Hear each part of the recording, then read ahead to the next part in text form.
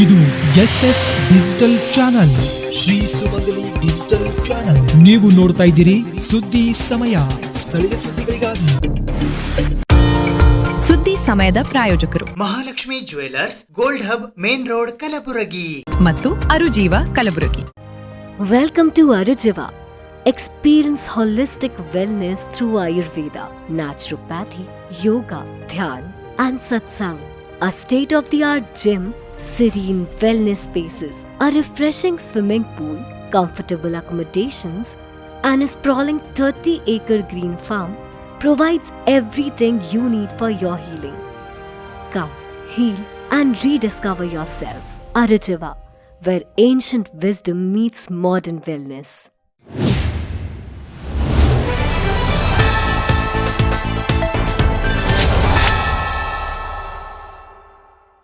ಸುದ್ದಿ ಸಮಯಕ್ಕೆ ಸ್ವಾಗತ. ನಾನು RJ ಮಂಜು ಹಿರೋಳಿ.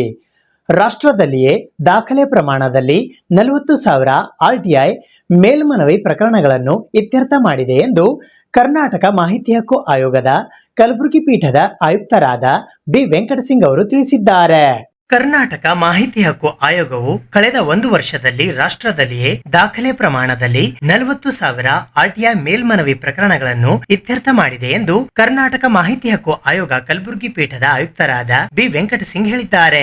ಶನಿವಾರ ಕಲಬುರಗಿ ನಗರದ ಜಿಲ್ಲಾಧಿಕಾರಿಗಳ ಕಚೇರಿಯ ಸಭಾಂಗಣದಲ್ಲಿ ಕರ್ನಾಟಕ ಮಾಹಿತಿ ಹಕ್ಕು ಆಯೋಗ ಕಲಬುರಗಿ ಪೀಠ ಮತ್ತು ಕಲಬುರಗಿ ಜಿಲ್ಲಾಡಳಿತ ಇವರ ಸಂಯುಕ್ತ ಆಶ್ರಯದಲ್ಲಿ ಜಿಲ್ಲಾ, ತಾಲೂಕು ಮತ್ತು ಗ್ರಾಮ ಪಂಚಾಯತ್ PDOಗಳಿಗೆ ಆಯೋಜಿಸಿದ್ದ ಮಾಹಿತಿ ಹಕ್ಕು ಕಾಯ್ದೆ ಕಾರ್ಯಾಗಾರ ಉದ್ಘಾಟಿಸಿ ಮಾತನಾಡಿದ ಅವರು, ಸಾರ್ವಜನಿಕರಿಗೆ ಮಾಹಿತಿ ಒದಗಿಸಲು ಆಯೋಗ ಬದ್ಧವಾಗಿದೆ. ಇನ್ನು ಕಳೆದ ಅಕ್ಟೋಬರ್ನಲ್ಲಿ ತಾವು ಸೇರಿದಂತೆ ಆಯೋಗಕ್ಕೆ ಹೊಸದಾಗಿ ಆಯುಕ್ತರ ನೇಮಕದ ನಂತರ ವಿಲೇವಾರಿಗೆ ಮತ್ತಷ್ಟು ಬಲ ಬಂದಿದೆ ಎಂದರು. ತಾವು ಕಲಬುರಗಿ ಪೀಠದ ಆಯುಕ್ತರಾದ ನಂತರ 90 ದಿನಗಳ ಅವಧಿಯಲ್ಲಿ ಸುಮಾರು 1,187 ಮೇಲ್ಮನವಿ ಪ್ರಕರಣಗಳನ್ನು ಇತ್ಯರ್ಥಗೊಳಿಸಿದೆ. ಇದರಲ್ಲಿ ಬಾಕಿ ಇದ್ದ 5-6 ವರ್ಷಗಳ ಬಾಕಿ ಪ್ರಕರಣಕ್ಕೂ ಮುಕ್ತಿ ನೀಡಿದೆ ಎಂದ ಅವರು, ಕೆಲವು ಪ್ರಕರಣದಲ್ಲಿ ಅರ್ಜಿದಾರರಿಗೆ ಮಾಹಿತಿ ನೀಡಲು ವಿಫಲರಾದ ಅಧಿಕಾರಿಗಳಿಗೆ ದಂಡ ವಿಧಿಸಲಾಗುತ್ತಿದ್ದು, ಅದು ಅಧಿಕಾರಿಗಳ ಸಂಬಳದಿಂದ ಕಡಿತವಾಗುತ್ತಿಲ್ಲ. ಜಿಲ್ಲಾಧಿಕಾರಿಗಳು ಈ ಬಗ್ಗೆ ಗಮನ ಹರಿಸಬೇಕು ಮತ್ತು ಸಂಬಂಧಿಸಿದ ಅಧಿಕಾರಿಗಳಿಗೆ ಸೂಕ್ತ ನಿರ್ದೇಶನ ನೀಡಬೇಕು ಎಂದರು. ಸಾರ್ವಜನಿಕ ಆಡಳಿತ ಪಾರದರ್ಶಕವಾಗಿ ಮತ್ತು ಜನರಿಗೆ ಉತ್ತರದಾಯಿತ್ವ ಇರಲೆಂದೇ ಮಾಹಿತಿ ಹಕ್ಕು ಕಾಯ್ದೆ ಜಾರಿಗೆ ತರಲಾಗಿದೆ. ಇದರ ಮೂಲ ಉದ್ದೇಶ ಅಧಿಕಾರಿ ವರ್ಗ ಅರಿಯಬೇಕು. ಮಾಹಿತಿ ಹಕ್ಕು ಕಾಯ್ದೆಗೆ 300 ವರ್ಷಗಳ ಇತಿಹಾಸ ಹೊಂದಿದೆ. 1766 ಸುಡಾನ್ನಲ್ಲಿ ಇದು ಮೊದಲು ಜಾರಿಗೆ ತರಲಾಗಿತ್ತು. ತದನಂತರ 1951ರಲ್ಲಿ ಫಿನ್ಲ್ಯಾಂಡ್ ಮತ್ತು 1966ರಲ್ಲಿ ಅಮೆರಿಕ, 2000ನೇ ಇಸವಿಯಲ್ಲಿ ಇಂಗ್ಲೆಂಡ್, 2001ರಲ್ಲಿ ಜಪಾನ್ ಹಾಗೂ 2005ರಲ್ಲಿ ಭಾರತದಲ್ಲಿ ಇದನ್ನು ಕಾಯ್ದೆ ರೂಪ ನೀಡಿ ಶಾಸನಬದ್ಧವಾಗಿ ಜಾರಿಗೆ ತಂದಿದ್ದು, ಇದೇ ವರ್ಷ ಕರ್ನಾಟಕದಲ್ಲಿಯೂ ಯಥಾವತ್ತಾಗಿ ಕಾಯ್ದೆ ಜಾರಿಗೆ ತಂದಿದೆ ಎಂದು RTI ಕಾಯ್ದೆ ಇತಿಹಾಸದ ಬಗ್ಗೆ ಮೆಲುಕು ಹಾಕಿದರು. ಕರ್ನಾಟಕ ಮಾಹಿತಿ ಆಯೋಗದ ಆಯುಕ್ತರಾದ ಡಾಕ್ಟರ್ ರಿಚರ್ಡ್ ವಿನ್ಸೆಂಟ್ ಡಿಸೋಜಾ ಮಾತನಾಡಿ, ಮಾಹಿತಿ ಹಕ್ಕು ಕಾಯ್ದೆ ಸರಿಯಾಗಿ ಓದಿಕೊಂಡರೆ ಅರ್ಜಿ ವಿಲೇವಾರಿ ಮಾಡಲು ಕಷ್ಟವಾಗದು. ಭ್ರಷ್ಟಾಚಾರ ಮುಕ್ತ ಸಮಾಜ ನಿರ್ಮಾಣಕ್ಕೆ ಕಾಯ್ದೆ ಸಹಕಾರಿಯಾಗಿದೆ. ಕಾಯ್ದೆಯು ಪ್ರತಿ ಸಾರ್ವಜನಿಕ ನೌಕರನಿಗೆ ಹೊಣೆಗಾರಿಕೆ ನೀಡಿದೆ. ಖಾಸಗಿ ವಿಚಾರ, ಗೌಪ್ಯ, ರಾಷ್ಟ್ರೀಯ ಹಿತಾಸಕ್ತಿ ಹಾಗೂ ಕಾಯ್ದೆಯಲ್ಲಿ ಮಾಹಿತಿ ನೀಡಲು ವಿನಾಯಿತಿ ಇರುವ ವಿಷಯಗಳನ್ನು ಹೊರತುಪಡಿಸಿ ಎಲ್ಲಾ ಮಾಹಿತಿಯನ್ನು ಇಲಾಖೆಯ ಅಂತರ್ಜಾಲದಲ್ಲಿ ಪ್ರದರ್ಶಿಸಬೇಕು ಎಂದರು. ಮಾಹಿತಿ ಆಯೋಗ ಕಲಬುರಗಿ ಪೀಠ ಮತ್ತು ಕಲಬುರಗಿ ಜಿಲ್ಲಾಡಳಿತದ ವತಿಯಿಂದ ಇಂದು ಕಲಬುರಗಿ ಜಿಲ್ಲೆಯ ಎಲ್ಲ ಸಾರ್ವಜನಿಕ ಮಾಹಿತಿ ಅಧಿಕಾರಿಗಳು, ತಾಲೂಕು ಹಾಗೂ ಜಿಲ್ಲಾ ಮಟ್ಟದ ಅಧಿಕಾರಿಗಳು ಇವತ್ತು ಮಾಹಿತಿ ಹಕ್ಕು ಕಾಯ್ದೆಯ ಕುರಿತಂತೆ ಒಂದು ದಿನದ ಕಾರ್ಯಾಗಾರವನ್ನು ಹಮ್ಮಿಕೊಳ್ಳಲಾಯಿತು. ಈ ಕಾರ್ಯಾಗಾರಕ್ಕೆ ಎಲ್ಲ ಇಲಾಖೆಯ ಬಹುತೇಕ ಅಧಿಕಾರಿಗಳು ಮತ್ತು ಸಾರ್ವಜನಿಕ ಮಾಹಿತಿ ಅಧಿಕಾರಿಗಳು ಬಂದಿದ್ದರು. ವಿಶೇಷವಾಗಿ ಮಾಹಿತಿ ಹಕ್ಕು ಅಧಿನಿಯಮದ ಕುರಿತಂತೆ ಸಾಕಷ್ಟು ಅಧಿಕಾರಿಗಳಲ್ಲಿ ಮಾಹಿತಿ ಕೊರತೆ ಇರುವ ಕಾರಣಕ್ಕಾಗಿ ಸಾರ್ವಜನಿಕ ಮಾಹಿತಿ ಅಧಿಕಾರಿಗಳು ಮತ್ತು ಪ್ರಥಮ ಮೇಲ್ಮನವಿ ಪ್ರಾಧಿಕಾರಿಗಳು ಸಕಾಲಕ್ಕೆ ಮಾಹಿತಿ ಕೊಡದ ಹಿನ್ನೆಲೆಯಲ್ಲಿ ಇವತ್ತು ಆಯೋಗದ ಮುಂದೆ ಸಾವಿರಾರು ಅರ್ಜಿಗಳು ಬರ್ತಿದ್ದಾರೆ.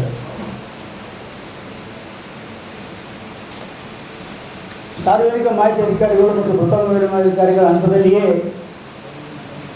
ಮಾಹಿತಿ ದೊರೆತಲ್ಲಿ ಆ ಹಂತದಲ್ಲಿಯೇ ಅವು ವಿಲೇವಾರಿ ಆಗ್ತವೆ. ಆದರೆ ಸಾರ್ವಜನಿಕ ಮಾಹಿತಿ ಅಧಿಕಾರಿಗಳು ಸಕಾಲಕ್ಕೆ ಮಾಹಿತಿ ಕೊಡದ ಕಾರಣ ಮತ್ತು ಅವರಿಗೆ ಇರುವ ಸಮಸ್ಯೆಗಳೇನು, ಯಾವ ರೀತಿಯ ಸಮಸ್ಯೆಗಳನ್ನು ಎದುರಿಸ್ತಿದ್ದಾರೆ, ಮಾಹಿತಿ ಹಕ್ಕು ಕಾಯ್ದೆ ಬಗ್ಗೆ ಅವರಿಗೆ ಯಾವ ರೀತಿಯ ಮಾಹಿತಿ ಇಲ್ಲ ಎಂಬ ಕುರಿತಂತೆ ನಮ್ಮ ಜೊತೆ ಇದ್ದಂಥ ರಾಜ್ಯ ಮಾಹಿತಿ ಆಯುಕ್ತರಾದಂಥ ವಿನ್ಸೆಂಟ್ ಡಿಸೋಜ್ ಅವರು ಮತ್ತು ಡಾಕ್ಟರ್ ಮಹೇಶ್ ವಾಲ್ವೇಕರ್ ಅವರು, ನಾನು ಸೇರಿದಂತೆ ಸಾಕಷ್ಟು ಮಾಹಿತಿಗಳನ್ನು ಅವರಿಗೆ ನೀಡಿದ್ದೇವೆ. ಮಾಹಿತಿ ನೀಡುವಲ್ಲಿ ಯಾವ ರೀತಿಯ ತಪ್ಪುಗಳನ್ನು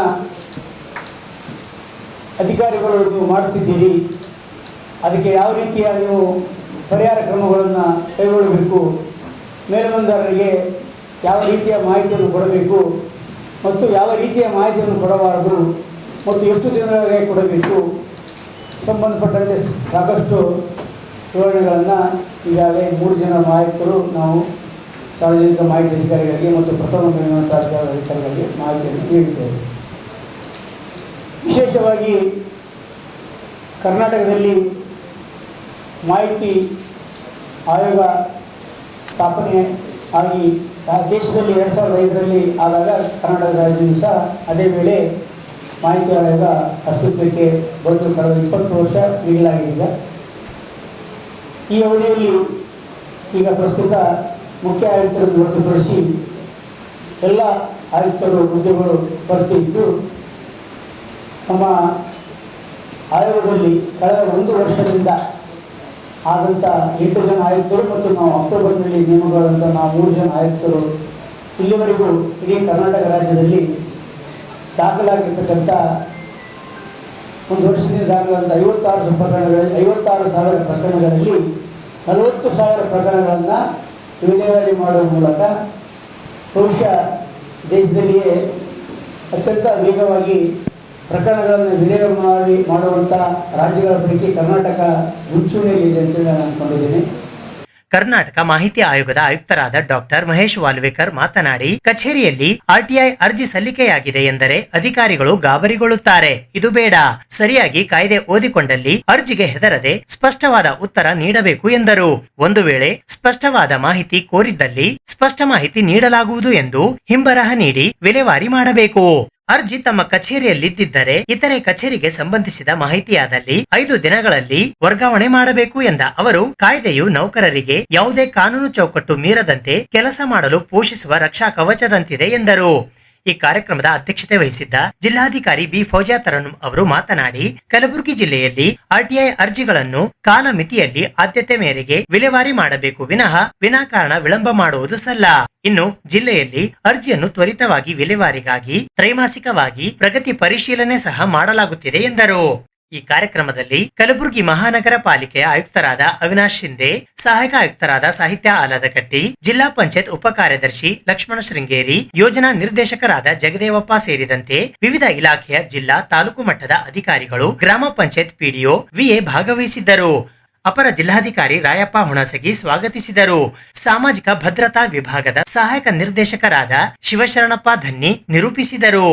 ಸೆಕ್ಷನ್ 41A ಮತ್ತು 41B ಮಾಹಿತಿಯನ್ನು ಸಾರ್ವಜನಿಕವಾಗಿ ಪ್ರಕಟಿಸುವಂತೆ ಸೂಚನೆ ನೀಡಲಾಗಿದೆ ಎಂದು ಕರ್ನಾಟಕ ಮಾಹಿತಿ ಹಕ್ಕು ಆಯೋಗದ ಕಲಬುರಗಿ ಪೀಠದ ಆಯುಕ್ತರಾದ ಬಿ ವೆಂಕಟಸಿಂಗ್ ಅವರು ತಿಳಿಸಿದ್ದಾರೆ. ಮಾಹಿತಿ ಹಕ್ಕು ಕಾಯ್ದೆಯ ಸೆಕ್ಷನ್ 41A, 41B ಯಂತೆ ಇಲಾಖೆಯ ಮಾಹಿತಿಯನ್ನು ಸಾರ್ವಜನಿಕವಾಗಿ ಪ್ರಕಟಿಸುವಂತೆ ಸಾರ್ವಜನಿಕ ಮಾಹಿತಿ ಅಧಿಕಾರಿಗಳಿಗೆ ಸೂಚಿಸಲಾಗಿದೆ ಎಂದು ಕರ್ನಾಟಕ ರಾಜ್ಯ ಮಾಹಿತಿ ಹಕ್ಕು ಆಯೋಗದ ಕಲಬುರಗಿ ಪೀಠದ ಆಯುಕ್ತರಾದ ಬಿ ವೆಂಕಟಸಿಂಗ್ ಹೇಳಿದ್ದಾರೆ. ಶನಿವಾರ ಕಲಬುರಗಿ ನಗರದ ಜಿಲ್ಲಾಧಿಕಾರಿಗಳ ಕಚೇರಿಯ ಸಭಾಂಗಣದಲ್ಲಿ ಪತ್ರಿಕಾಗೋಷ್ಠಿ ಉದ್ದೇಶಿಸಿ ಮಾತನಾಡಿದ ಅವರು, ಇಂದು ಇಲ್ಲಿ ಕಲಬುರಗಿ ಜಿಲ್ಲೆಯ ಎಲ್ಲಾ ಜಿಲ್ಲಾ, ತಾಲೂಕು, ಗ್ರಾಮೀಣ ಹಂತದ ಅಧಿಕಾರಿಗಳಿಗೆ ಮಾಹಿತಿ ಹಕ್ಕು ಕಾಯ್ದೆಯ ಕುರಿತು ಕಾರ್ಯಾಗಾರ ನಡೆಸಲಾಗಿದ್ದು, ಮಾಹಿತಿ ಹಕ್ಕು ಕಾಯ್ದೆಯ ಮೂಲ ಆಶಯವೇ ಉತ್ತರದಾಯಿತ್ವ ಮತ್ತು ಸಾರ್ವಜನಿಕರಿಗೆ ಮಾಹಿತಿ ಒದಗಿಸುವುದಾಗಿದೆ. ಹೀಗಾಗಿ ಸಾರ್ವಜನಿಕ ಮಾಹಿತಿ ಅಧಿಕಾರಿಗಳು ತಮ್ಮ ಕಚೇರಿಯ ಮಾಹಿತಿಯನ್ನು ಸ್ವಯಂ ಪ್ರೇರಿತರಾಗಿ ಕಾಯ್ದೆಯ ಸೆಕ್ಷನ್ 41A, 41B ಯಂತೆ ಇಲಾಖೆಯ ಮಾಹಿತಿಯನ್ನು ಸಾರ್ವಜನಿಕವಾಗಿ ಪ್ರಕಟಿಸಿದಲ್ಲಿ ಕಚೇರಿಗೆ ಬರುವ ಅರ್ಜಿಗಳ ಸಂಖ್ಯೆ ಗಣನೀಯವಾಗಿ ಕಡಿಮೆಯಾಗಲಿದೆ ಎಂದು ತಿಳಿಸಲಾಗಿದೆ ಎಂದರು. ಕಲಬುರಗಿ ವಿಭಾಗದ ಪ್ರತಿ ಜಿಲ್ಲೆಯಲ್ಲಿ ಈ ರೀತಿಯ ಕಾರ್ಯಾಗಾರ ಆಯೋಜಿಸಿ ಅಧಿಕಾರಿಗಳಲ್ಲಿ ಕಾಯ್ದೆಯ ಮಹತ್ವ ಮತ್ತು ಉದ್ದೇಶ ಹಾಗೂ ತ್ವರಿತ ವಿಲೇವಾರಿ ಕುರಿತು ಅರಿವು ಮೂಡಿಸಲಾಗುತ್ತಿದೆ. ಇಂದಿನ ಕಾರ್ಯಾಗಾರದಲ್ಲಿ ನೂರಾರು ಸಂಖ್ಯೆಯಲ್ಲಿ ಅಧಿಕಾರಿಗಳು ಭಾಗವಹಿಸಿದ್ದು, ಅವರಲ್ಲಿ ಕಾಯ್ದೆಯ ಕುರಿತು ಅರ್ಜಿ ವಿಲೇವಾರಿಯಲ್ಲಿ ಇರುವ ಹಲವು ಗೊಂದಲಗಳಿಗೆ ಇಂದು ಸಂವಾದ ನಡೆಸಿ ಪರಿಹಾರ ನೀಡಲಾಗಿದೆ ಎಂದರಲ್ಲದೆ ಗೈರಾದ ಅಧಿಕಾರಿಗಳಿಗೆ ನೋಟಿಸ್ ನೀಡಲು ಸೂಚಿಸಿದೆ ಎಂದರು.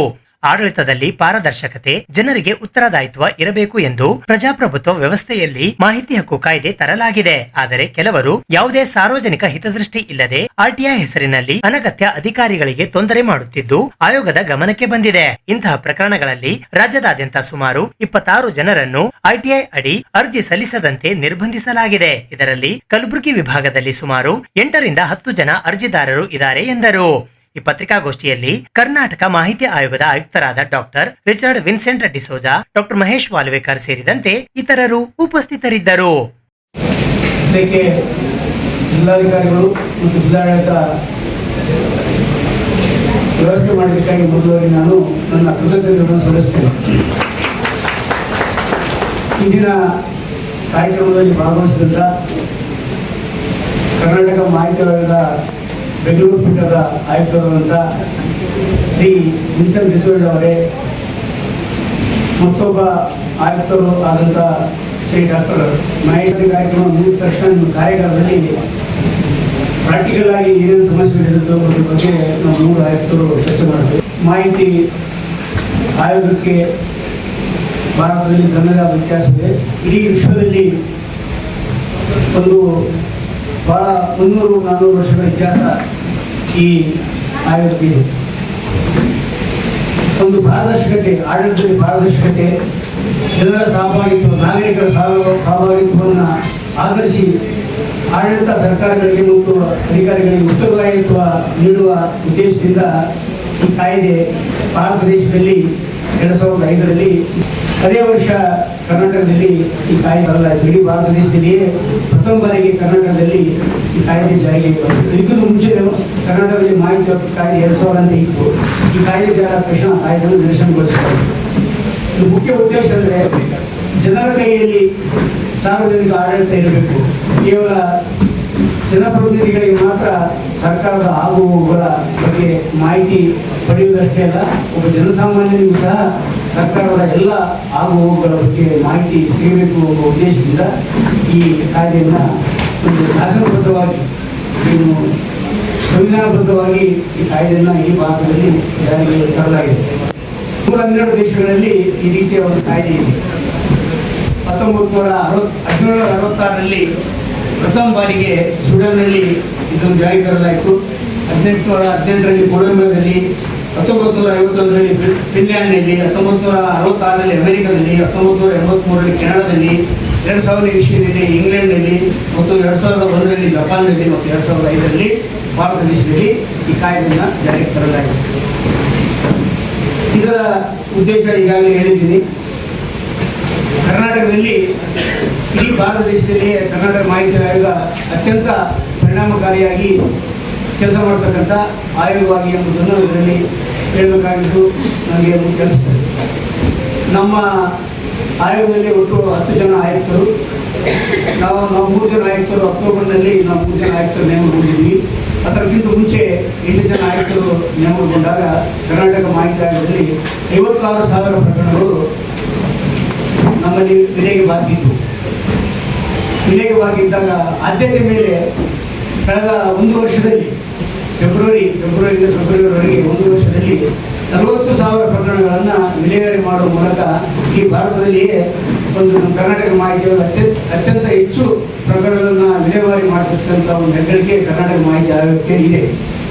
ಇದಕ್ಕೆ ಮುಖ್ಯವಾಗಿ ಈ ರೀತಿ ಆಗಲು ಮುಖ್ಯ ಕಾರಣ ಅಂತಂದರೆ ನಮ್ಮ ಆಯುಕ್ತರ ಕಾರ್ಯಕ್ಷಮತೆ ಮತ್ತು ಅದೇ ರೀತಿ ಅಧಿಕಾರಿಗಳ ಸ್ಪಂದನೆ ಸಹ ದೊರೆತಿದೆ.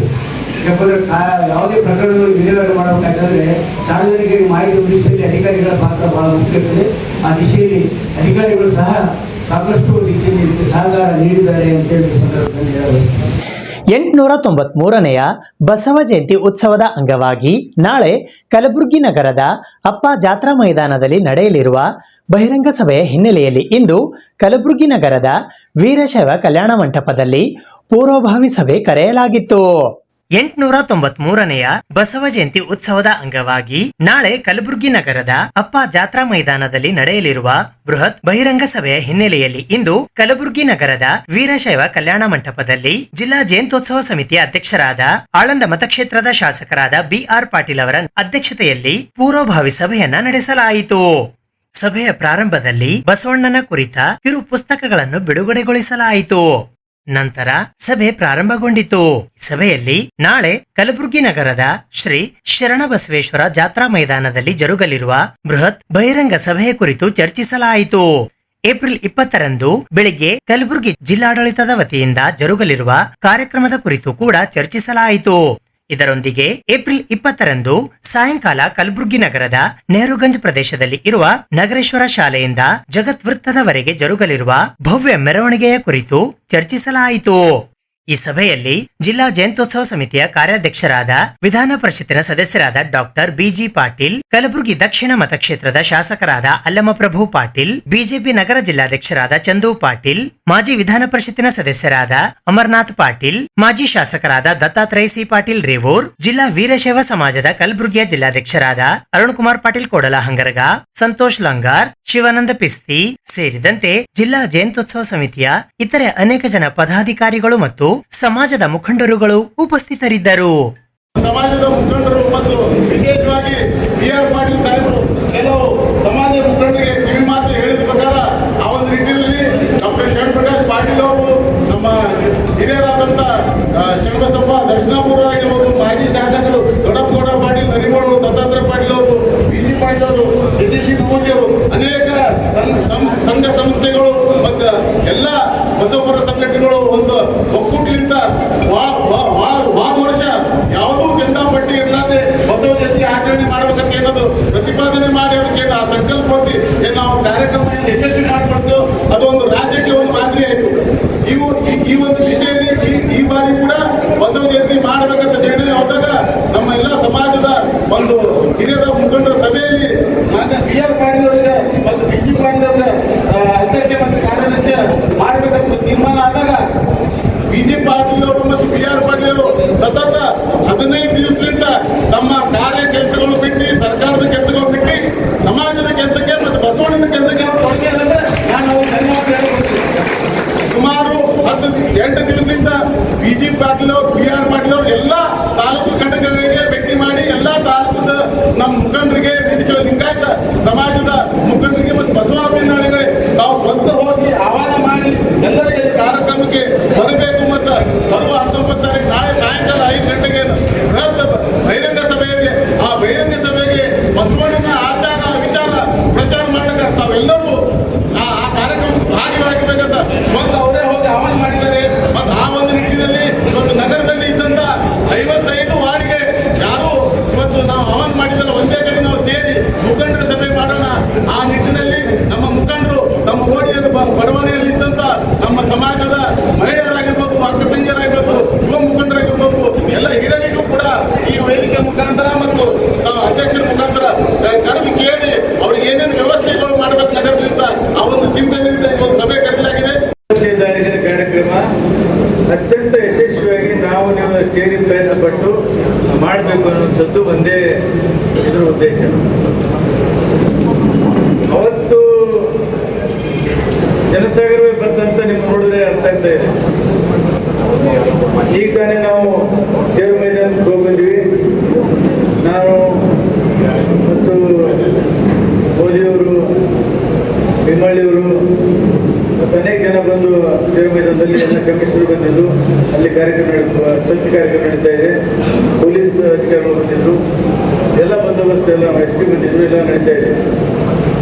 ಮತ್ತು ಈ ಸ್ಥಳದ ವೈಶಿಷ್ಟ್ಯ ಅಂದರೆ ಹೋಸಲೂ ಕೂಡ ಯಾರ ಹತ್ರನೂ ₹1 ಚಂದ ವಸೂಲಿ ಮಾಡಬಾರ್ದು ಅನ್ನೋಂಥದ್ದು ಕಟ್ಟುನಿಟ್ಟಾದಂಥ ನಿರ್ಣಯವನ್ನು ನಾವೇ ತೊಗೊಂಡು ನಾವೇ ಸ್ವಂತಾಗಿ ಹಾಕ್ತಾ ಇದ್ದೀವಿ. ಆದರೂ ಒಂದು ಕಡೆ ತಪ್ಪು ಆಗಿದೆ. ಯಾರೋ ನಮ್ಮ ಹೆಸರ ಮೇಲೆ ₹1,000, ₹5,000 ಚಿಟ್ಟಿ ಹತ್ತಿದ್ದೀವಿ. ಅದು 60 ರೂಪಾಯಿ ಬರೋದು. ಅಂದರೆ ಇದಕ್ಕೆ ಮೊದಲು 50 ಮಂದಿಗೆ ಒಪ್ಪಿಗೆ ಆಗಿರೋದು, 60 ಮಂದಿಗೆ. ಮತ್ತು ಮುಂದೆ ಎಷ್ಟು ಮಂದಿಗೆ ಹಾಕಿರೋ ಗೊತ್ತಿಲ್ಲ. ದಯಮಾಡಿ ತಾವು ಗಮನ ತೋರಿ. ಯಾರಾದರೂ ಬಂದರೂ ಪಟ್ಟಿ ₹1 ಕೊಡಬೇಡಿ, ಯಾರಿಗೂ ಕೊಡಬೇಡಿ.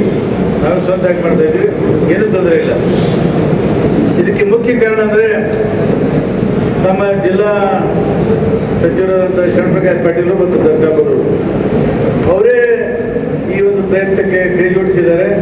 ಇದಕ್ಕೆ ನಾವೆಲ್ಲರೂ ಜೊತೆಗೆ ನಿಂತಿದ್ದೀವಿ. ನನಗೂ ಅಧ್ಯಕ್ಷ ಆಗುವಂಥ ಆಸಕ್ತಿನೂ ಇಲ್ಲ ಮತ್ತು ನನಗೆ ಸಮಯನೂ ಇರಲಿಲ್ಲ. ಆದರೆ ಶರಣಪ್ರಕಾಶ್ ಪಾಟೀಲ್ ನೀವೇ ಆಗಬೇಕು ಅಂತ ಹಠ ಹಿಡಿದ ಮೇಲೆ ಅವ್ರ ಹಠಕ್ಕೆ ನಾನು ಒಪ್ಪಿದ್ದೀನಿ. ಎಲ್ಲರೂ ಸಹಕಾರ ಮಾಡ್ತಾ ಇದ್ದೀರಿ, ಮುಂದಿನ ಸಹಕಾರ ಮಾಡ್ತೀರಿ ಅಂತ ನನಗೆ ಸಂಪೂರ್ಣವಾದಂಥ ನಂಬಿಕೆ ಇದೆ, ಭರವಸೆ ಇದೆ. ನಿಮ್ಮೆಲ್ಲರಿಗೂ ಅಭಿನಂದನೆ ಸಲ್ಲಿಸ್ತಾ ಇದ್ದೀನಿ.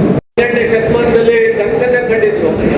ಆ ಕನಸಂತೆ ಇವತ್ತು ನನಸಾಗಿ ಇವತ್ತು ಜಯಂತಿ ಉತ್ಸವ ಎಲ್ಲಾದ್ರೂ ಇಡೀ ಕರ್ನಾಟಕದಲ್ಲಿ ನಡೀತಾ ಇದ್ರೆ ಅದು ನಮ್ಮ ಕಲಬುರಗಿಯಲ್ಲಿ ಅಂತ ಅನ್ನೋ ಮಾತನ್ನ ಈ ಸಂದರ್ಭದಲ್ಲಿ ಹೇಳ್ಬೇಕಾಗುತ್ತೆ.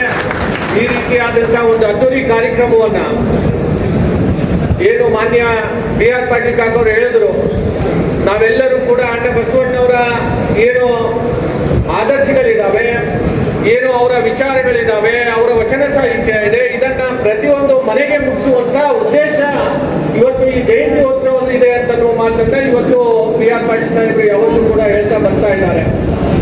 ಎಲ್ಲರನ್ನ ಒಗ್ಗೂಡಿಸಿ ಇವತ್ತು ಸಮಾಜವನ್ನ ಕಟ್ಟುವಂತ ಕೆಲಸ ನಮ್ಮ ಹಿರಿಯರ ನೇತೃತ್ವದಲ್ಲಿ ಇವತ್ತಿನ ದಿವಸ ನಡೀತಾ ಇರುವಂತದ್ದು. ಅದಕ್ಕೆ ವಿಶೇಷವಾಗಿ ನಮ್ಮ ಶಿವಪ್ರಸನ್ನ ದರ್ಶನಪುರ ಸಾಹೇಬರು ಮತ್ತು ಹಿರಿಯರಾದಂತಹ ಶರಣಪ್ರಕಾಶ್ ಪಾಟೀಲ್ ಅವರ ಏನು ಮಾರ್ಗದರ್ಶನದಲ್ಲಿ ಇವತ್ತಿನ ದಿವಸ ಈ ಜಯಂತಿ ಉತ್ಸವ ನಡೀತಾ ಇದೆ. ಇದಕ್ಕೆ ಎಲ್ಲರ ಪಕ್ಷಾತೀತವಾಗಿ ಇವತ್ತು ಎಲ್ಲರೂ ಒಂದಾಗಿ ಇವತ್ತಿನ ದಿವಸ ನಾವು ಕೆಲಸ ಮಾಡ್ತಾ ಇರುವಂತದ್ದು. ಮತ್ತೊಮ್ಮೆ ನಮ್ಮ BG ಪಾಟೀಲ್ ಸಾಹೇಬ್ರು ಈಗ ತಾನೇ ಒಂದು ಪುಸ್ತಕನ ಬಿಡುಗಡೆ ಮಾಡಿದ್ದಾರೆ. ಅದ್ರ ಜೊತೆಯಲ್ಲಿ ವಚನದ ಪುಸ್ತಕವನ್ನ ಇವತ್ತಿನ ದಿವಸ ಬಿಡುಗಡೆಗೊಂಡಿರುವಂತದ್ದು ಮತ್ತು ವಿಶೇಷವಾಗಿ ಹೆಲಿಕಾಪ್ಟರ್ ಮುಖಾಂತರ ಅವರು ಪುಷ್ಪ ವೃಷ್ಟಿಯನ್ನ ಇವತ್ತಿನ ದಿವಸ ಅಣ್ಣ ಬಸವಣ್ಣವರ ಮೂರ್ತಿಗೆ ಇವತ್ತಿನ ದಿವಸ ಅದಕ್ಕೆ ಮಾಡುವಂತ ಕೆಲಸನೂ ಕೂಡ ಅವ್ರು ಮಾಡ್ತಾ ಇದ್ದಾರೆ. ಉದ್ದೇಶ ಇವತ್ತು ಈ ಸಭೆ ಸೌತ್ ಮತ್ತು ನಾರ್ತ್ನಲ್ಲಿ ಇರ್ತಕ್ಕಂಥ ಬಸವಾಭಿಮಾನಿಗಳು ಕರೆದಿರ್ತಕ್ಕಂಥ ಉದ್ದೇಶ ನಾಳೆ ಬಹಳ ಬೃಹತ್ವಾಗಿರ್ತಕ್ಕಂಥ ಬಹಿರಂಗ ಸಭೆ. ಈ ಬಹಿರಂಗ ಸಭೆ ಯಶಸ್ವಿ ಆಗಬೇಕು. ಈ ಹಿಂದೆ 2 ಸಭೆಗಳನ್ನು ಕೂಡ ತಾವು ಬಹಳ ಯಶಸ್ವಿಯಾಗಿ ಮಾಡಿದ್ದೀವಿ. ಒಂದು ನನ್ನ ಅಧ್ಯಕ್ಷತೆಯಲ್ಲಿ ನಾವು ಸೇರಿ ನಮ್ಮ ಈ ಭೀಮಣ್ಣ ಖಂಡ್ರೆಯವರಿಗೆ ಮತ್ತು ದಿವಂಗತ ಶ್ಯಾಮನೂರು ಚಿಕ್ಕಪ್ಪನವರಿಗೆ ಮತ್ತು ತಿಪ್ಪಣ್ಣ ಬಳ್ಳಾರಿಯವರಿಗೆ 3 ಜನರನ್ನ ಕರೆಸಿ ನಮ್ಮ DV ಪಾಟೀಲ್ ನೇತೃತ್ವದಲ್ಲಿ ಬಹಳ ದೊಡ್ಡ ಬಹಿರಂಗ ಸಭೆ ಇದೇ ಗಿರಿಜ ಕನ್ನಡ ಮುಂದುಗಡೆ ಸುಮಾರು 25-30 ಸಾವಿರ ಮೇಲ್ಪಟ್ಟು ಜನ ಸೇರಿರ್ತಕ್ಕಂಥ ಸಭೆ ಮಾಡಿ ಯಶಸ್ವಿಯಾಗಿದೆ. ತದನಂತರ ನಾವೆಲ್ಲ ಜನರು ಸೇರಿ ಹೋದ್ಸಲ ಹೆಮಾಕೋಲ್ಡನ್ನ ಅಧ್ಯಕ್ಷತೆ ಮಾಡಿ ಯಾವುದೇ ಪಕ್ಷ ಭೇದವಿಲ್ಲದೆ ಎಲ್ಲರೂ ಬಹಳ ದೊಡ್ಡದಾದಂಥ ಐತಿಹಾಸಿಕ ಸಭೆಯನ್ನು ನಾವು ಮಾಡಿದ್ದೀವಿ. ಯಾರು ಕೂಡ ಪಟ್ಟಿ ಕೇಳಬಾರ್ದು, ಎಲ್ಲರೂ ಏನಪ್ಪ ಅಂದ್ರೆ ಸ್ವಇಚ್ಛೆಯಿಂದ ಭಾಗವಹಿಸಿ ಸಭೆ ಯಶಸ್ವಿಗೊಳಿಸಿದ್ದೇವೆ. ಈ ಸಲ ಈಗಾಗಲೇ ನಮ್ಮ ಹಿರಿಯರಾದಂಥ BR ಪಾಟೀಲ್ ಅಧ್ಯಕ್ಷತೆಯಲ್ಲಿ BG ಪಾಟೀಲ್ ನೇತೃತ್ವದಲ್ಲಿ ಒಂದು ಕಮಿಟಿಯನ್ನು ಮಾಡಿ ನಾಳೆ ಬಹಿರಂಗ ಸಭೆಯಲ್ಲಿ ಜಾಸ್ತಿ ಜನಸಂಖ್ಯೆ ಸೇರ್ತದೆ. ಎಲ್ಲ ಜಾತಿ ಕಾಯಕ ಶಾಂತರನ್ನು ಕೂಡ ಸಭೆ ಮಾಡಿದ್ವಿ. ಇದು ವೀರಶೈವ ಲಿಂಗಾಯತರಂತೆ 12ನೇ ಶತಮಾನದಲ್ಲಿ ಯಾವ ರೀತಿ ಅಲ್ಲಮ್ಮ ಪ್ರಭುವಿನ ಅನುಭವ ಮಂಟಪದಲ್ಲಿ ಕುಲುಕೊಬ್ಬ ಶಾಂತರು, ನೂರಾರು ಶಾಂತರು, ಎಲ್ಲ ಜಾತಿ ಶಾಂತರು ಸೇರಿರ್ತಕ್ಕಂಥ ಇದು ಒಂದು ಬಸವ ತತ್ವ ಸಿದ್ಧಾಂತ. ಅದರ ಮೇರೆಗೆ ಎಲ್ಲರೂ ಹೆಚ್ಚಿನ ಸಂಖ್ಯೆಯಲ್ಲಿ ಸಭೆ ಸೇರಿ ನಾಳೆ ನಮ್ಮ ಚನ್ನಬಸವೇಶ್ವರ ಜಾತ್ರಾ ಮೈದಾನದಲ್ಲಿ ಹೆಚ್ಚಿನ ಒಂದು ಜನಸಂಖ್ಯೆ ಬಂದು ಆ ಸಭೆ ಯಶಸ್ವಿಗೊಳಿಸಬೇಕಂತ ಹೇಳಿ ಬಹಳ ಕಳಕಳಿಯಿಂದ ವಿನಂತಿ ಮಾಡಿಕೊಳ್ಳಬೇಕು. ತುಂಬಾ ಖುಷಿ ಆಗ್ತಾ ಇದೆ. ಇಷ್ಟು ಸಂಖ್ಯೆನಾಗ ಕಲಬುರಗಿನಾಗ ರಾಜ್ಯನಾಗ ಈ ಸಂಖ್ಯೆನಾಗ ಸಮಾಜ ಇಷ್ಟು ಹೆಚ್ಚಿನ ಸಂಖ್ಯೆನಾಗ ಒಂದು ನಿನ್ನೆ ಅಪ್ಪುಗೌಡರಾಗಲಿ, ನಮ್ಮ ಅಲಂಪ್ರಭು ಸಾಹೇಬರಾಗಲಿ, ನಮ್ಮ ಮೋದಿ ಅನಾಗಲಿ, ಸಂಜೀವನಾಗಲಿ ಎಲ್ಲರೂ ಕಲ್ತಿ ನಾವು ಬೇರೆಯಾಗಿ ಎಲ್ಲ ಸಮಾಜದವ್ರಿಗೆ ಕರೆಯಬ ಬರೇ ಲಿಸ್ಟ್ ತಗೊಂಡು ಕರೆಯೋದು ಬೇಡ. ಜಿಲ್ಲಾನಾಗ ಕಲಬುರಗಿ ಸೌತ್ ನಾರ್ತ್ನಾಗ ಯಾರ್ಯಾರು ಅವ್ರಿಗೆ ಕರೆ ಬಂದಾಗ ಇಷ್ಟು ಸಂಖ್ಯೆನಾಗ ಏನ್ ಬಂದಿರಿ ತಮ್ಗೆಲ್ಲರಿಗ ಅಭಿನಂದನೆಗಳು ಸಲ್ಲಿಸ್ತೀನಿ. ಅದಕ್ಕೆ ನಾವು ವೇದಿಕೆ ಬೇಕಂತವ್ರಿಗೆ ಇನ್ಕ್ಲೂಡಿಂಗ್ ನಾ ಹೇಳಕ್ ಬಯಸ್ತೀನಿ. ಇಷ್ಟು ಸಂಖ್ಯೆಯಾಗಿ ಬಂದಿರಂತಂದ್ರೆ ನಾಳೀಗ 19-20 ಆ 2 ಕಾರ್ಯಕ್ರಮ ಯಶಸ್ವಿ ಮಾಡ್ಲಿಕ್ಕೆ ಅದುವೇ ದೊಡ್ಡದಲ್ಲ. ಮುಂದಿನ ಬಸವ ಜಯಂತಿವರೆಗೆ ನಾವು ಎಲ್ಲರೂ ಇದೇ ತರ ಒಗ್ಗಟ್ಟಾಗಿ ಸಮಾಜ ಸೇವಕ ನಾಯಕ ಅನಾಯಕರಾಗಿರೋದು ಅಂತ ಹೇಳ್ಬೇಕು. ಮುಂದಿನ ಬರೋ ದಿನಗಳಾಗ ನಮ್ಮ ಯುವಕರಿಗೆ IPS IAS ಮೆಡಿಕಲ್ ಓದಕ ಯಾರ್ಯಾರಿಗೆ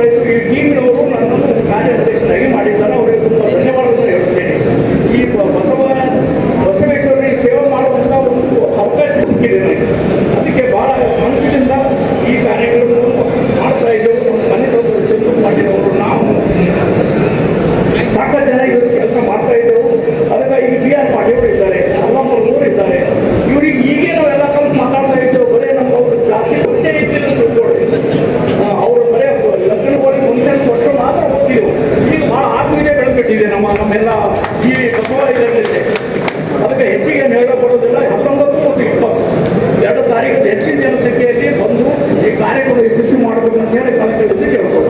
ಸುದ್ದಿ ಇನ್ನು ಇವೆ, ಸದ್ಯಕ್ಕೆ ಬ್ರೇಕ್. ಇದು SS ಡಿಜಿಟಲ್ ಚಾನಲ್, ಶ್ರೀ ಸುಮಂಗಲಿ ಡಿಜಿಟಲ್ ಚಾನಲ್. ನೀವು ನೋಡ್ತಾ ಇದ್ದೀರಿ ಸುದ್ದಿ ಸಮಯ, ಸ್ಥಳೀಯ ಸುದ್ದಿಗಳಿಗಾಗಿ.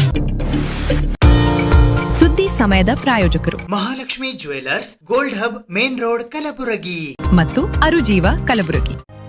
Welcome to Arujiva. Experience holistic wellness through Ayurveda, naturopathy, yoga, dhyan, and satsang. A state-of-the-art gym, serene wellness spaces, a refreshing swimming pool, comfortable accommodations, and a sprawling 30-acre green farm provides everything you need for your healing. Come, heal, and rediscover yourself. Arujiva, where ancient wisdom meets modern wellness.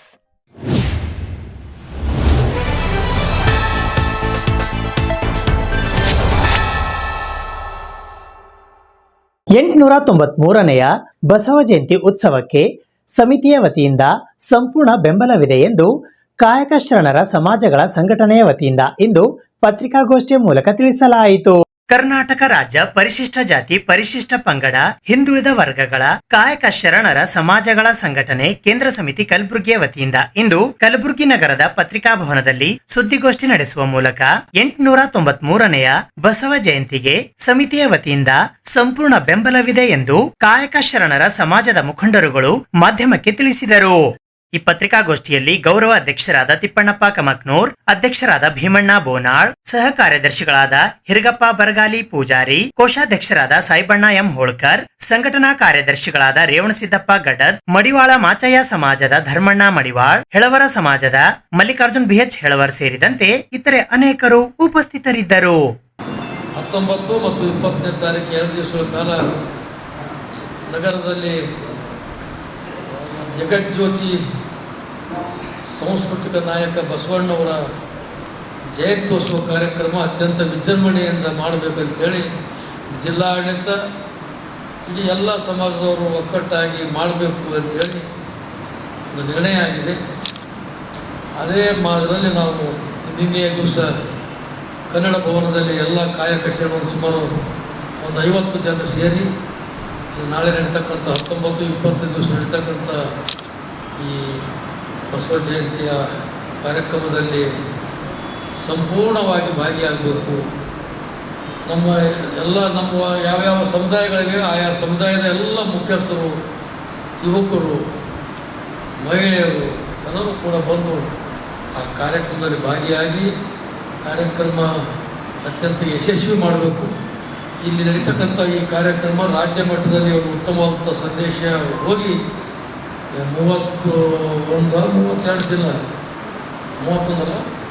ಜಿಲ್ಲಾ 31 ಜಿಲ್ಲೆಗಳಲ್ಲಿ ಗುಲ್ಬರ್ಗದಲ್ಲಿ ಆಗ್ತಕ್ಕಂಥ ಕಾರ್ಯಕ್ರಮ ಅತ್ಯಂತ ವೈಭವಪೂರ್ಣ ಆಗಬೇಕು ಅಂತ ಹೇಳಿ ನಿರ್ಧಾರ ಮಾಡಿದ್ದೇವೆ ನಿನ್ನೆ ನಾವು ಕನ್ನಡ ಭವನದಲ್ಲಿ. ಆಮೇಲೆ ಹೋಗಿ ವೀರಶೈವ ಕಲ್ಯಾಣ ಮಂಟಪದಲ್ಲಿ BR ಪಾಟೀಲರು, BG ಪಾಟೀಲರು, ಅಲ್ಲಂಪುರ ಪಾಟೀಲರು, ಅಪ್ಪೋಗೌಡರು ಎಲ್ಲರೂ ಅಲ್ಲಿದ್ದಾಗ ಅವ್ರಿಗೆ ಭೇಟಿ ಮಾಡಿ ಸಂಪೂರ್ಣ ಬೆಂಬಲ ವ್ಯಕ್ತಪಡಿಸಿ ಬಂದಿದ್ದೇವೆ.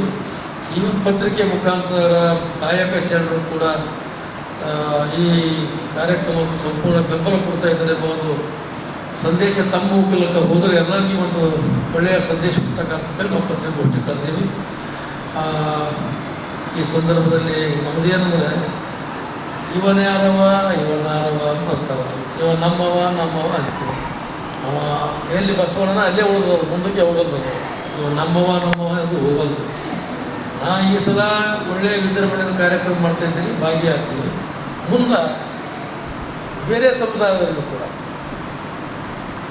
ಒಂದೇ ಸಮುದಾಯದವರು ಮಾಡೋದಕ್ಕಿಂತ ಅಧ್ಯಕ್ಷ ಸ್ಥಾನ ಆಗಲಿ, ಉಪಾಧ್ಯಕ್ಷ ಸ್ಥಾನ ಆಗಲಿ ಯಾವಾಗಲೂ ಉಂಟು. ಉಳಿದ ಕಾಯಕ ಶರಣರು ಕೂಡ ಅದರಲ್ಲಿ ಸೇರ್ಪಡೆ ಮಾಡಿಕೊಂಡು ಇನ್ನೂ ಹೆಚ್ಚಿನ ಒಂದು ಬಸವಣ್ಣವರು ನನಸು ಮಾಡ್ತಕ್ಕಂಥ ಕೆಲಸ ಈ ಬಸವಾಭಿಮಾನಿಗಳು, ವೀರಶೈವ ಧರ್ಮದವರು ಇರಲಿ, ಲಿಂಗಾಯತ ಸಮಾಜದವರು ಇರಲಿ, ಎಲ್ಲ ಬಲಿಷ್ಠ ನಾಯಕರೆಲ್ಲ ಅವರು ಆ ಸಮುದಾಯದವರು ಏನು ಮಾಡ್ತಾ ಇದ್ದೀರಿ, ಎಲ್ಲ ಕಾಯಕ ಶರಣರು ಕೂಡ ನಿಮ್ಮ ಬೆಂಬಲಿದೆ. ನಮ್ಮದರಲ್ಲೂ ಕೂಡ ಮುಂದಿನ ದಿನಗಳಲ್ಲಿ, ಮುಂದಿನ ವರ್ಷ ನಮಗೂ ಕೂಡ ಸೇರಿಸ್ಕೋಬೇಕಾದ್ರಲ್ಲಿ ಪ್ರತಿಯೊಂದು ರಂಗದಲ್ಲಿ 4-5 ಮಂದಿ ಹೆಸರು ಸೇರಿಸ್ಬೇಕು. ಈಗ ಅಂದಾಗ ಮಾತ್ರ ಇವನಾರವ ಇವ ನಮ್ಮವ ಒಂದು ತತ್ವ ಸಿದ್ಧಾಂತ ಜಾರಿಯಲ್ಲಿ ಬರ್ತದೆ. ಭಾಷಣದಾಗ ಮಾತಾಡಿ ಭಾಷಣದಾಗ ಉಳಿಬಾರ್ದಲ್ಲ. ಅದಕ್ಕಾಗಿ ಮುಂದಿನ ದಿನಗಳಲ್ಲಿ ಬಿ ಆರ್ ಪಾಟೀಲರು ಸಾಮಾಜಿಕ ನ್ಯಾಯ ಪರವಾಗಿದ್ದಾರೆ. ಆಮೇಲೆ ಇನ್ನಿತರ ಎಲ್ಲ ರಾಜಕಾರಣಿಗಳು ಕೂಡ ಸಾಮಾಜಿಕ ನ್ಯಾಯ ಪರವನ್ನೆಲ್ಲ ಬಸವನ ತತ್ವ ಸಿದ್ಧಾಂತದ ಮೇಲೆ ಬಸವನ ಅಭಿಮಾನಿ ಅವು ನಾವು ವಿಚಾರಗಳ ಮೇಲೆ ನಾವೆಲ್ಲ ಕೆಲಸ ಮಾಡ್ತೀವಿ ಅಂದಾಗ ಕಾಯಕ ಶರಣರು ಕೂಡ ನಿಮ್ಮ ಇದರಲ್ಲಿ ಸೇರ್ಪಡೆ ಮಾಡಿಕೊಳ್ಳ್ರಿ. ನಮಗೆ ಖಾಲಿ ಈ ಜಯಂತಿ ದಿವಸ ಒಂದಿನ ಮೊದಲು ನಮ್ಮ ಕರೆದ ಪ್ರೀತಿ ತೋರಿಸಿ ನೀವು ಬರಬೇಕು, ಕಾರ್ಯಕ್ರಮ ಭಾಗಿಯಾಗಬೇಕಂತೇಳಿ ಪ್ರತಿ ವರ್ಷ ಒಂದು ನನ್ನ ಅನಿಸಿಬಿಟ್ಟು ನಂದೇ 72 ವಯಸ್ಸು ಇದನ್ನು ಅದೇ ಮಾಡ್ಕೊತ ಬಂದೀನಿ. ಸಮಾಜಗಳ ಪರಿವರ್ತನೆ ಆಗ್ತಾಯಿದೆ. ಸಮಾಜದಲ್ಲಿ ಯುವಕರು ಪಾತ್ರ ಹೆಚ್ಚಿಗೆ ಆಗಿದೆ. ಹಿರಿಯರು ಕೇಳ್ತಾರೆ. ನಾವು ಕಾಯಕ ಶರಣರು ಬಸವಣ್ಣವರು ತತ್ವ ಅವರ ಸಮೀಪದವರಲ್ಲ.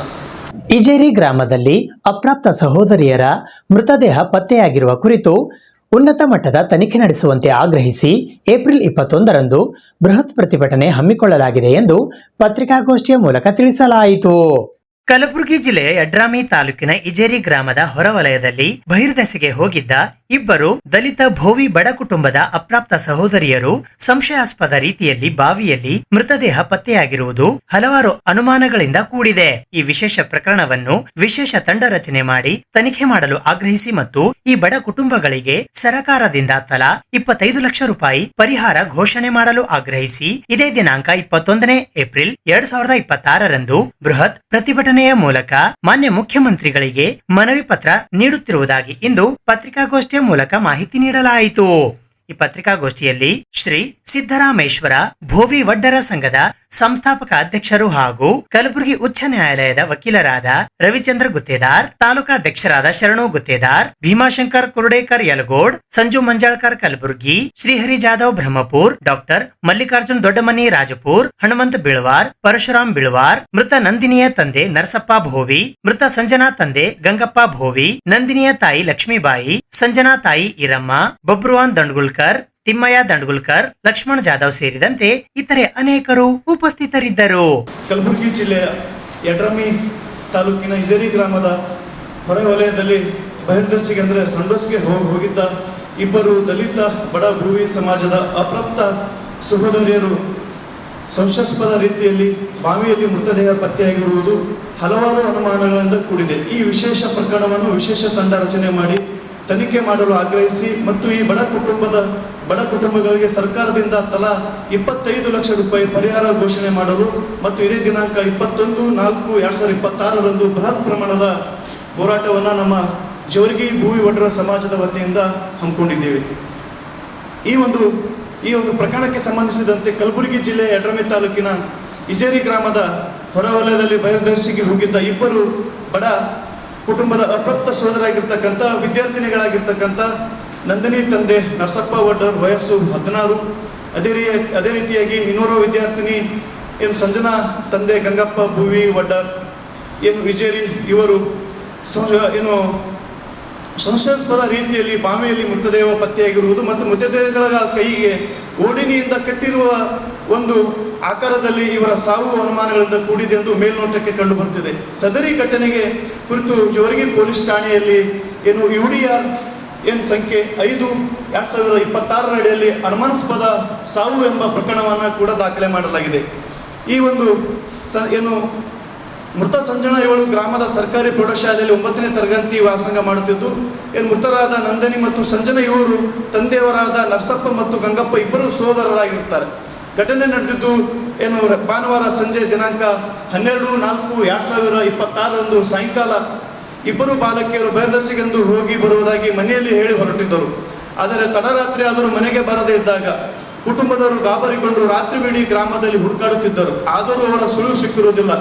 ಆದರೆ ಸಮಯ ಸುಮಾರು ಒಂದು ಹೊಲದಲ್ಲಿ ಒಂದು ಹಾಳು ಬಿದ್ದ ಬಾವಿಯಲ್ಲಿ ಈ ಇಬ್ಬರು ಮಕ್ಕಳ ಚಪ್ಪಲಿಗಳು ಆ ಬಾವಿ ಹೊರಗಡೆ ಇರ್ತಕ್ಕ ನೋಡಿ ಗಾಬರಿಗೊಂಡು ಸಂಬಂಧಪಟ್ಟ ಪೊಲೀಸ್ ಇಲಾಖೆಗೆ 112ಗೆ ಸಂಬಂಧಪಟ್ಟ ಅಧಿಕಾರಿಗಳಿಗೆ ಒಂದು ಮಾಹಿತಿ ಮುಟ್ಟಿಸಿದಾಗ ಅದೇ ಸಂದರ್ಭದಲ್ಲಿ ರಾತ್ರಿ ಬಂದು ನೋಡಿದಾಗ ಕತ್ತಲದ ವಾತಾವರಣ ಇದ್ದಿದ್ದಕ್ಕಾಗಿ ಬೆಳಗ್ಗೆ ಸುಮಾರು 7 ಗಂಟೆಗೆ ಅಗ್ನಿಶಾಮಕ ದಳದವರು ಮತ್ತು ಪೊಲೀಸ್ ಇಲಾಖೆ ಒಂದು ಕಾರ್ಯಾಚರಣೆಯಲ್ಲಿ ಸುಮಾರು ನಿನ್ನೆ ಲೋಕಸಭೆಯಲ್ಲಿ ನಾರಿ ಶಕ್ತಿ ವಂದನ್ ಮಸೂದೆಯನ್ನು ವಿರೋಧ ಪಕ್ಷದವರು ಸೋಲಿಸಿರುವುದು ಆಘಾತಕಾರಿ ವಿದ್ಯಮಾನವಾಗಿದೆ ಎಂದು ಭಾರತೀಯ ಜನತಾ ಪಕ್ಷದ ರಾಜ್ಯ ವಕ್ತಾರರಾದ ಡಾಕ್ಟರ್ ಸುಧಾ ಹಾಲ್ಕಾಯಿ ಅವರು ಇಂದು ಪತ್ರಿಕಾಗೋಷ್ಠಿಯಲ್ಲಿ ಹೇಳಿದ್ದಾರೆ. ನಿನ್ನೆ ಲೋಕಸಭೆಯಲ್ಲಿ ನಾರಿ ಶಕ್ತಿ ವಂದನ್ ಮಸೂದೆಯನ್ನು ಕಾಂಗ್ರೆಸ್ ಮತ್ತು ಮಿಕ್ಕ ವಿರೋಧ ಪಕ್ಷಗಳು ಸೋಲಿಸಿದವು. ನಿಜಕ್ಕೂ ಇದು ಒಂದು ರೀತಿ ಆಘಾತಕಾರಿ ವಿದ್ಯಮಾನವಾಗಿದೆ ಎಂದು ಭಾರತೀಯ ಜನತಾ ಪಕ್ಷದ ರಾಜ್ಯ ವಕ್ತಾರರಾದ ಡಾಕ್ಟರ್ ಸುಧಾ ಹಾಲ್ಕಾಯಿ ಅವರು ಇಂದು ಪತ್ರಿಕಾಗೋಷ್ಠಿಯ ಮೂಲಕ ಹೇಳಿದ್ದಾರೆ. ಈ ಪತ್ರಿಕಾಗೋಷ್ಠಿಯಲ್ಲಿ ರಾಜ್ಯ ಮಹಿಳಾ ಮೋರ್ಚಾ ಉಪಾಧ್ಯಕ್ಷರಾದ ಚಂದಮ್ಮ ಎಚ್ ಪಾಟೀಲ್ ರೇವೂರ್, ಕಲಬುರಗಿ ಮಹಾನಗರ ಉಪಾಧ್ಯಕ್ಷರಾದ ಸಾವಿತ್ರಿ ಎಸ್ ಕುಳಗೇರಿ, ಕಲಬುರಗಿ ಗ್ರಾಮಾಂತರ ಮಹಿಳಾ ಮೋರ್ಚಾ ಅಧ್ಯಕ್ಷರಾದ ಗೌರಿ ಆರ್ ಚಿಚುಕೋಟಿ, ಕಲಬುರಗಿ ಮಹಿಳಾ ಮೋರ್ಚಾದ ಜಿಲ್ಲಾ ಕಾರ್ಯದರ್ಶಿ ಶೋಭಾ ಎಸ್ ಬಾಗೋಡಿ, ಮಹಾನಗರ ಜಿಲ್ಲಾ ಕಾರ್ಯದರ್ಶಿ ಸವಿತಾ ಪಾಟೀಲ್, ಮಂಡಲ ಅಧ್ಯಕ್ಷರಾದ ಸಪನಾ ಮಂಗಲ್ಗಿ, ಜ್ಯೋತಿ ಪಾಟೀಲ್, ಗ್ರಾಮಾಂತರ ಜಿಲ್ಲಾ ಮಹಿಳಾ ಮೋರ್ಚಾ ಪ್ರಧಾನ ಕಾರ್ಯದರ್ಶಿ ನಂದಾ, ನಗರ ಪ್ರಧಾನ ಕಾರ್ಯದರ್ಶಿ ಸುವರ್ಣವಾಡಿ ಸೇರಿದಂತೆ ಇತರರು ಉಪಸ್ಥಿತ. ಇಲ್ಲಿವರೆಗೂ ಅತಿ ಹೆಚ್ಚಿನ ನಮ್ಮ ಮಹಿಳೆಯರಿಗೆ ನೋವು ತರುವಂತ ಸಂಗತಿ ಆಗಿರೋದಂದ್ರೆ ನಿನ್ನೆಯ ಘಟನೆ. ಏನು ಸದನದಲ್ಲಿ ಮಹಿಳಾ ಮೀಸಲಾತಿ ಬಿಲ್ ಬಗ್ಗೆ, ಡಿಲಿಮಿಟೇಷನ್ ಬಗ್ಗೆ, ಸೆನ್ಸಸ್ ಬಗ್ಗೆ ಒಂದು ಚರ್ಚೆ ಆಗ್ತಿತ್ತು 16-17 2023 with complete majority Nari Shakti Vandan Adhiniyam bill ಅನ್ನ ಅಪ್ರೂವ್ ಮಾಡಿದ್ರು ಆದರಣೀಯ ನರೇಂದ್ರ ಮೋದಿಜಿಯವರ ನೇತೃತ್ವದಲ್ಲಿ. ಅದಕ್ಕೆ ಡಿಲಿಮಿಟೇಷನ್ ಮತ್ತೆ census was absolutely required on the technical grounds. ಅದಕ್ಕೆ ಯಥಾ ಪ್ರಕಾರವಾಗಿ ಮಹಿಳಾ ವಿರೋಧಿ ಇರುವ ಕಾಂಗ್ರೆಸ್ ಪಕ್ಷ ಮತ್ತೆ ತಮ್ಮ ಮುಖವನ್ನ ತೋರಿಸಿದೆ. ಇದೇನು ಮೊಟ್ಟ ಮೊದಲನೇ ಬಾರಿ ಆಗ್ತಾ ಇಲ್ಲ. 1952 ಅಲ್ಲಿ ಬಾಬಾ ಸಾಹೇಬ್ ಅಂಬೇಡ್ಕರ್ ಜಿ ಅವರು ಹಿಂದೂ ಕೋಡ್ ಬಿಲ್ ಅನ್ನ ತಗೊಂಡು ಬಂದರು. ಅದಕ್ಕಿಂತ ಮುಂಚೆನೆ ಅವರು ನಮ್ಮ ಕಾನ್ಸ್ಟಿಟ್ಯೂಷನ್ ಅಲ್ಲಿ ಮಹಿಳೆಯರಿಗೆ ಸಕ್ರಿಯವಾಗಿ ಮತದಾನದ ಹಕ್ಕು, ಎಜುಕೇಶನ್ ಹಕ್ಕು ಮತ್ತು ವೇತನದ ಹಕ್ಕನ್ನ ಕೊಟ್ಟಿದ್ರು. ನೆಕ್ಸ್ಟ್ ಹಿಂದೂ ಕೋಡ್ ಬಿಲ್ ಅನ್ನ ತಗೊಂಡು ಬಂದಿದ್ರು. ಇದೇ ಕಾಂಗ್ರೆಸ್ ಸರ್ಕಾರದ ಪ್ರಧಾನ ಮಂತ್ರಿಯಾಗಿರುವ ಜವಾಹರ್ಲಾಲ್ ನೆಹರು ಅವರು ಇದನ್ನ ವಿರೋಧಿಸಿದ್ರು. ಅವಾಗ ಆ ನಿಟ್ಟಿನಲ್ಲಿ ಬಾಬಾ ಸಾಹೇಬ್ ಅಂಬೇಡ್ಕರ್ ಜಿ ಅವರು ರೆಸಿಗ್ನೇಷನ್ ಅನ್ನ ಕೊಟ್ಟಿದ್ರು. ಮತ್ತೆ ಹಿಸ್ಟ್ರಿ ರಿಪೀಟ್ಸ್. ನಿನ್ನೆ ಆದರಣೀಯ ನರೇಂದ್ರ ಮೋದಿಜಿ ಅವರು ಮೊನ್ನೆ ಎಷ್ಟು ರಿಕ್ವೆಸ್ಟ್ ಮಾಡಿಕೊಂಡ್ರು ಎಲ್ಲ ಆಪೋಸಿಷನ್ ಪಾರ್ಟಿದವರಿಗೆ, ಕಾಂಗ್ರೆಸ್ದವರಿಗೆ, TMC ಅವರಿಗೆ, DMK ಅವರಿಗೆ, ಸಮಾಜವಾದಿ ಪಾರ್ಟಿಯವರಿಗೆ ತಮ್ದೆಲ್ಲ ಸಹಕಾರ ಇರಲಿ. ಇದು ನಮ್ಮ ನಾಡಿನ ಮಹಿಳೆಯರ ಪ್ರಶ್ನೆ ಇದೆ. ಅವರಿಗೆ ಒಂದು ಸರಿಸಮಾನವಾದ ಹಕ್ಕನ್ನ ಕೊಡಬೇಕು. ಪಂಚಾಯತಿಂದ ಪಾರ್ಲಿಮೆಂಟಿಗೆ ಅವರಿಗೆ ನಾವು ಒಂದು ಅಧಿಕಾರನ ಕೊಡಬೇಕು ಅಂತ ಹೇಳಿದ್ರು. ಆ ನಿಟ್ಟಿನಲ್ಲಿ ನನಗೇನಾದ್ರೂ ಇದು ಪಬ್ಲಿಸಿಟಿ ಬರುತ್ತೆ ಅಂತ ಅನ್ಕೋಬೇಡಿ, ಕ್ರೆಡಿಟ್ ನನಗೆ ಹೋಗುತ್ತೆ ಅಂತ ಅನ್ಕೋಬೇಡಿ. This credit will be given to all of you. ನಾನು ಇದ್ರ ಬ್ಲಾಂಕ್ ಚೆಕ್ ಕೊಡ್ತೀನಿ ಅಂತ ಹೇಳಿದ್ರು. ಅವಾಗೂ ಸಹ ಏಕ್ ತೀರ್ ದೋ ನಿಶಾನ್ ಅಂದ್ರೆ ಅಂಬೇಡ್ಕರ್ ಜಿ ಅವರಿಗೆ ಕ್ರೆಡಿಟ್ ಹೋಗಬಾರ್ದು, ಮಹಿಳೆಯರಿಗೆ ಅಧಿಕಾರ, ಸರಿ ಸಮಾನವಾದ ಅಧಿಕಾರ ಸಿಗಬಾರ್ದು ಅಂತ ಮಾಡಿದ್ರು. ಈಗಲೂ ಸಹ ಏಕ್ ತೀರ್ ದೋ ನಿಶಾನ್, ಮೋದಿಜಿ ಅವರಿಗೆ ಕ್ರೆಡಿಟ್ ಹೋಗಬಾರ್ದು, ನಮ್ಮ ಮಹಿಳೆಯರಿಗೆ ಸರಿ ಸಮಾನದ ಅಧಿಕಾರ ಸಿಗಬಾರ್ದು. ಎಂತ ದುರ್ಗತಿ ಇದೆ.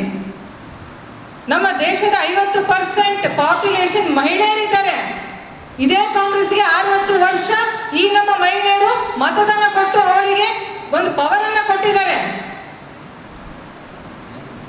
ಲೋಕಸಭೆಯಲ್ಲಿ 14% ಕಡಿಮೆ ಇದೆ ಮಹಿಳೆಯರ ರಿಪ್ರೆಸೆಂಟೇಷನ್. ವಿಧಾನಸಭೆಯಲ್ಲಿ 10% ಕಡಿಮೆ ಇದೆ. ಇದು ಇವತ್ತಿನ ಸುದ್ದಿ ಸಮಯ. ಸ್ಥಳೀಯ ಸುದ್ದಿಗಳಿಗಾಗಿ ನೋಡ್ತಾ ಇರಿ ಸುದ್ದಿ ಸಮಯ. ನಿಮ್ಮ ನೆಚ್ಚಿನ ಸುದ್ದಿ ಸಮಯವನ್ನು ಡೆನ್ ಸೆಟ್ ಆಫ್ ಬಾಕ್ಸ್ನ ಚಾನೆಲ್ ಸಂಖ್ಯೆ 746ರಲ್ಲಿ ಪ್ರತಿದಿನ ರಾತ್ರಿ 9 ಗಂಟೆಗೆ, ಮರುಪ್ರಸಾರ ರಾತ್ರಿ 10 ಗಂಟೆಗೆ ಮತ್ತು ಮರುದಿನ ಬೆಳಿಗ್ಗೆ 8 ಗಂಟೆ ಮತ್ತು 9 ಗಂಟೆಗೆ ವೀಕ್ಷಿಸಬಹುದು. ಇದು SS ಡಿಜಿಟಲ್ ಚಾನಲ್, ಶ್ರೀ ಸುಮಂಗಲಿ ಡಿಜಿಟಲ್ ಚಾನಲ್. ನೀವು ನೋಡ್ತಾ ಇದ್ದೀರಿ ಸುದ್ದಿ ಸಮಯ, ಸ್ಥಳೀಯ ಸುದ್ದಿಗಳಿಗಾಗಿ. ಸುದ್ದಿ ಸಮಯದ ಪ್ರಾಯೋಜಕರು Mahalakshmi jewellers, gold hub, main road, Kalaburagi ಮತ್ತು ಅರುಜೀವ Kalaburagi. Welcome to Arujiva. Experience holistic wellness through Ayurveda, naturopathy, yoga, dhyan, and satsang. a state-of-the-art gym, serene wellness spaces, a refreshing swimming pool, comfortable accommodations, and a sprawling 30-acre green farm provides everything you need for your healing. Come, heal and rediscover yourself. Arujiva, where ancient wisdom meets modern wellness.